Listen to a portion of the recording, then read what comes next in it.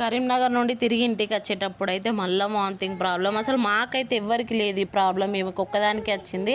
అంతకుముందు హైదరాబాద్కి అటు ఇటు తిరిగేది, అసలు ఎప్పుడు వామిటింగ్ చేసుకోలేదు. మా ఇంట్లో ఎవరికి లేదు, ఈమెకు ఒక్కదానికి వచ్చింది. ఇట్లుంటే అసలు ఎట్లా కంట్రోల్ చేసుకోవాలనేది ఎవరికైనా బస్సు పడిన వాళ్ళు చాలామంది ఉంటారు కదా, కామెంట్ అయితే ఎవరు తెలిసిన వాళ్ళు ప్లీజ్. ఇక అక్కడ హాస్పిటల్లో లంచ్ తీసుకోలేదని చెప్పి సమోసా అదొకటి ఇదొకటి తీసుకున్నామని ఇక వామిటింగ్ ప్రాబ్లం వచ్చేసరికి అసలు తినలేదు. మళ్ళీ మేము తింటే ఆమె తింటుంది ఎట్లా అని చెప్పేసి ఆమె భయానికి తినకుండా ఉన్నా కానీ అసలు ఘోరంగా వామిటింగ్ చేసుకుంది. ఇక బస్ స్టాండ్కి వచ్చిన తర్వాత మా అమ్మని అక్కడనే వదిలిపెట్టి ఫస్ట్ నేను పాప ఇద్దరం వచ్చిన తర్వాత ఆమెకు మొత్తం బట్టలు తీసేసి స్నానం చేయించి, నేను స్నానం చేసి నన్ను కూడా మొత్తం ఘోరం చేసేసింది. ఇక స్నానం చేసి అట్లా కొన్ని వాటర్ తాగి సమోసా బిస్కెట్ అది తిన్నాం. ఆకలి అవుతుంది కానీ అన్నం తినబుద్ధి ఎత్తలేదు. ఇక కూర్చొని పోయినాం. మళ్ళీ ఈమెను పట్టుకున్నాడు పెద్ద టాస్క్, చేతి అయితే ఘోరంగా నొచ్చింది. ఇక వచ్చి కొంచెం నడుము అట్లా సాఫ్ చేసుకొని ఇక ఉన్నాం. ఎవరికైనా తెలిస్తే మాత్రం కామెంట్ చేయరు, ఓకేనా కంట్రోల్ ఎట్లా చేసుకున్నాడో.